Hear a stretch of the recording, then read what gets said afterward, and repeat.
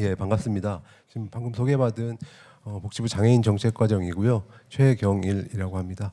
오늘 그 포럼 축하드리면서 제가 간략하게 그 청각장애인 지원 정책 그리고 현황 등 말씀드릴 텐데요.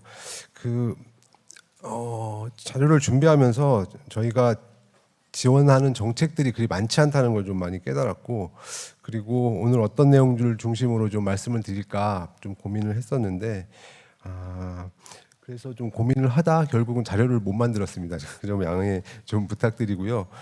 오늘 제가 말씀드릴 사항들은 간략하게 좀 정리를 해서 말씀을 드리면서, 순서는 그 먼저 장애인 등록 현황, 그리고 두 번째는 올해 3월에 이제 제 6차 장애인 정책 종합계획을 저희가 발표를 했는데요.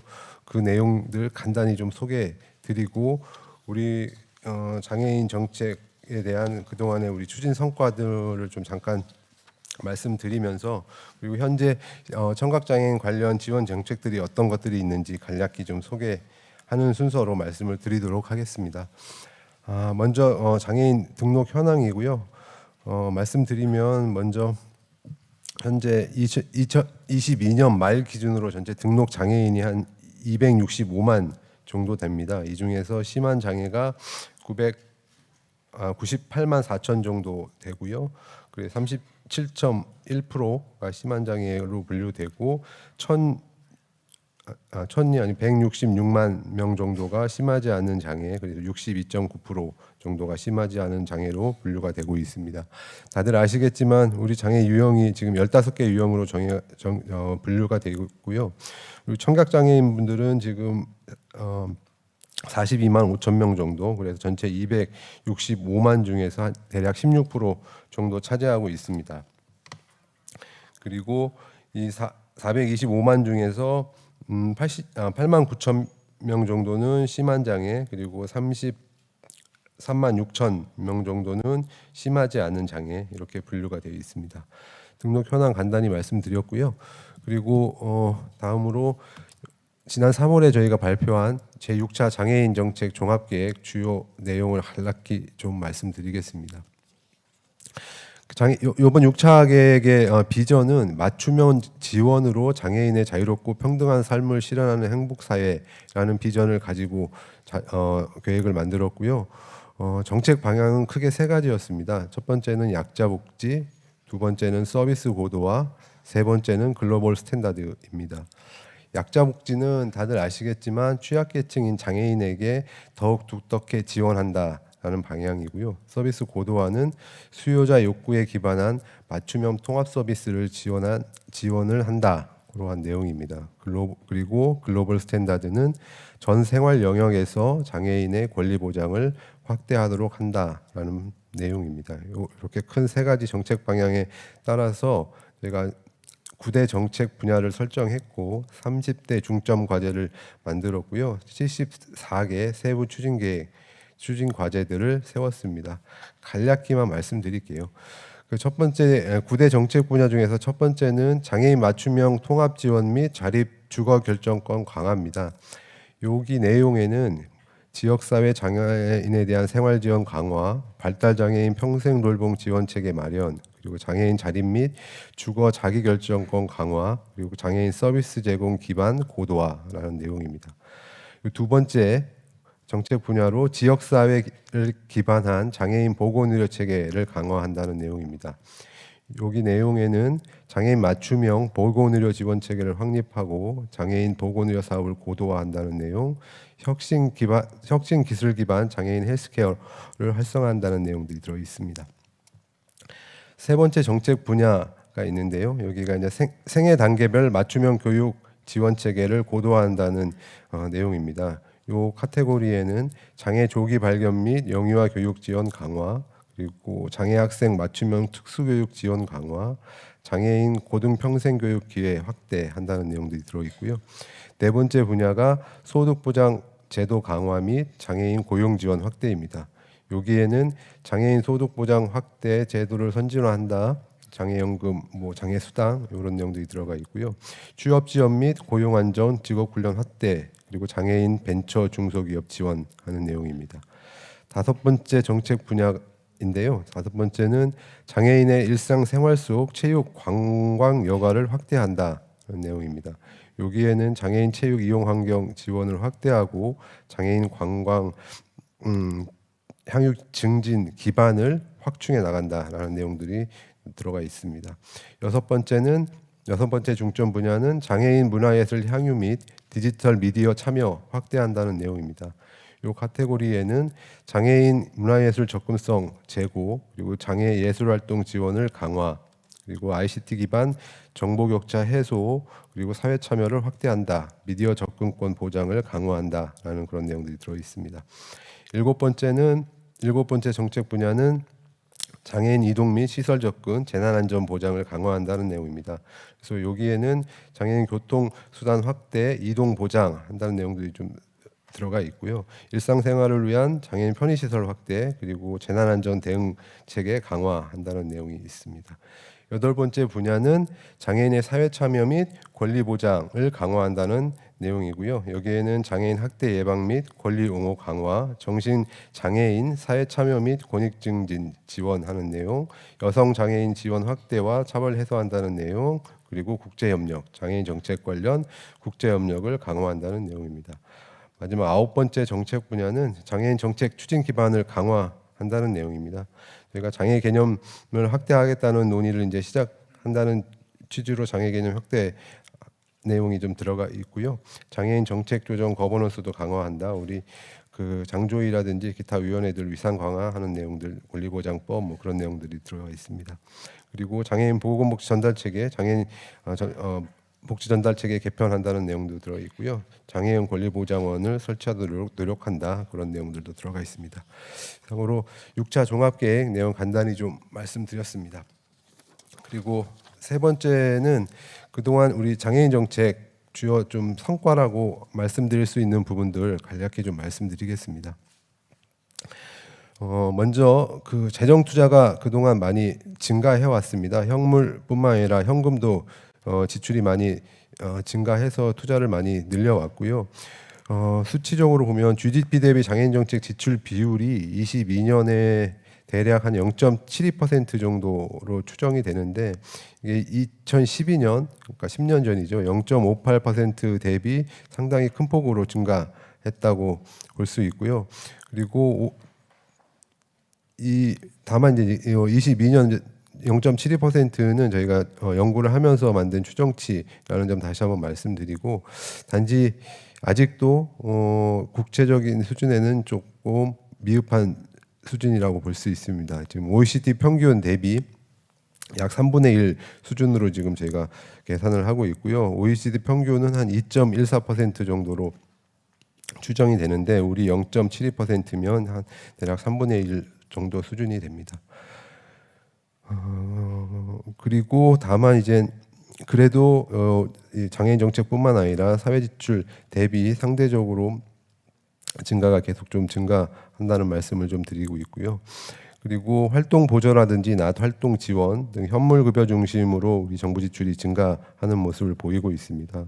그래서 장애 정책 관련 정부 지출 추이가를 살펴보면 2008년도에 한 7조 3천억 정도 지출을 했는데 10년 후인 2018년 기준으로는 한 대략 13조 8천억 원 정도 그래서 증가하는 모습을 보였습니다. 그래도 상당히 증가하는 모습을 좀 보일 수 있겠고요. 기능별로 좀 살펴보면 시설 재가 서비스에서 지출이 상당히 증가했습니다. 13년도에 8천억 원 정도였는데 18년도에는 약 3조 원 정도 이제 재정 지출이 있었고요. 산재급여 그리고 기타 수당 등으로 이제 증가하는 모습을 보였습니다. 그리고 저희 복지부 소관 장애인 정책 예산도 상당히 증가하는 모습을 보였습니다. 2017년도에 예산이 2조 7천억 정도였는데요. 22년도에는 4조 8,500억 정도로 한 2조 넘게 증가하는 모습을 좀 보였습니다. 그리고 장애인 정책 대상도 확대됐고 지원 수준, 인프라 접근성 등에 대해서 지속적으로 좀 향상된 모습을 보여왔습니다. 장애 등급제 폐지 이후에 2019년이죠. 장애 등급제 폐지 이후에 장애인 활동 지원 대상자들도 많이 늘어났고 지원액도 많이 늘어났습니다. 그리고 발달 재활도 2022년 6만 9천 명 수준으로 해서 대상자도 계속해서 늘어나고 있습니다. 그리고 2019년도에는 주간 방과 후 활동 서비스가 도입됐고 그리고 지원 대상도 계속 좀 확대되는 모습입니다. 장애인 연금 기초급여액도 단계적으로 좀 인상하는 모습을 계속 보여왔고요. 중증 장애인의 70% 수준인 36만 2천 명에게 장애인 연금을 지급하고 있습니다. 그리고 서비스 지원 종합조사 도입 이후에 활동 지원 월 평균 지원 시간도 좀 늘어났습니다. 그래서 그 119시간 정도였는데 이게 한 대략 140시간 정도까지 늘어났고요. 시간당 단가도 2017년 9,240원 정도에서 2022년 14,800원 정도로 늘어났습니다. 그리고 인프라도 많이 늘어났습니다. 장애인 활동 지원 제공기관, 제공 인력, 그리고 주간 보호 시설 이런 부분에서 많이 늘어났고 장애아 통합 어린이집, 특수학교, 특수학급 등 인프라 측면에서 일단 양쪽으로는 다소 증가하는 모습들이 계속 좀 보여지고 있습니다. 그리고 법률도 많이 재개정됐고 제도도 많이 좀 개선되는 모습을 보이고 있는데요. 2017년이죠. 장애인복지법 개정 이후에 민간협의체 운영하고 관계부처 시행준비단 운영을 거쳐서 이제 아까 말씀드린 장애 등급제가 이제 폐지됐다는 중요한 내용들 다시 한번 말씀드리고 또 중증 장애인 수급자 가구에 대한 부양 의무주 기준이 폐지돼서 부양 의무자 유무와 관계없이 저소득 중증 장애인에게 생계급여를 지급하고 있습니다. 그리고 2021년에는 감염병 예방법이 개정되었고요. 이에 따라서 이제 감염 취약계층인 장애인이 감염 취약계층에 이제 장애인이 추가돼서 장애인 맞춤형 감염병 대응 매뉴얼도 만들어서 배포해 드렸습니다. 2020년 네, 만들었고요. 2021년에 다시 업데이트해서 다시 한번 배포를 해드렸습니다. 그리고 특별한 돌봄이 필요한 최중증 발달 장애인들 대상으로 통합 돌봄 지원 서비스를 제공하기 위해 발달 장애인법도 2022년에 좀 제정이 되었습니다. 그리고 노인성 질환으로 장기 요양급여를 받고 있는 만 65세 미만 장애인이 장애인 활동 지원을 실성할 수 있도록 장애인 활동법도 일부 좀 2022년에 개정되었습니다. 이상으로 장애인 정책 관련된 추진 성과 간략히 좀 말씀드렸고요. 다음으로는 우리 이제 청각 장애인 관련 지원하고 있는 서비스 내용들 간략히 좀 말씀드리겠습니다. 먼저 언어 발달 지원 사업들이 있습니다. 연령 기준으로 만 12세 미만이고요. 매월 16만 원에서 22만 원 정도의 언어 재활 바우처 지원이 되고 있습니다. 그리고 이 서비스는 읍면동 주민센터에 신청을 하시면 되는 내용이고요. 그리고 소득 기준으로 중위소득 120% 이하가 지원 대상이 되겠습니다. 그리고 장애인 보조기기 교부해드리고 있는데요. 이것도 마찬가지로 읍면동 주민센터에 신청을 하시면 됩니다. 지체, 뇌병변, 시각, 청각, 심장, 호흡기, 언어 등의 이제 장애 유형에 대해서 지원을 해주고 있는데 다만 우리 기초생활보장법상 수급자와 차상위층에 대해서 지급을 해드리고 있습니다. 그 내용 좀 설명을 드렸고요. 다음으로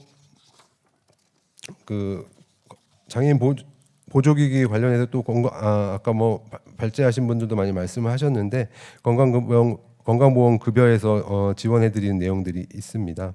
그리고 전동 휠체어라든지 보조기기, 자세 보조용구 등 88개 분목에 대해서 지원을 해드리고 있고요. 그리고 최대 90%까지 지원해드리고 있습니다. 그리고 의료급여 수급권자분들한테도 마찬가지로 이분들은 이제 100% 지급해드리는 내용들입니다. 그래서 건강보험급여에서 지원한 내용 좀 말씀을 드렸고요. 그리고 시청각 장애인 대상 TV 수신료 면제 해드리고 있습니다. 그리고 TV 수신료 전액 지원 해드리고 있고요. 그 시각, 청각 장애인이 있는 가정에 대해서 수신료 면제해드리고 있습니다. 그리고 또 시청각 장애인용 TV 방송 수신기 보급해드리는 사업 시청자 미디어 자재에서 하고 있고요. 장애인 복지법에 따른 시각 청각 장애인 및 국가보훈처 등록 눈, 귀 상위 이상자 상위 등급자분들 대상으로 수신기 보급하는 사업 수행하고 있습니다. 그리고 장애인 방송 시청 지원을 위한 사업들 계속 해나가고 있는데요. 자막 방송, 화면 해설 방송, 수화 방송 이런 사업들 좀 계속 해나가고 있습니다.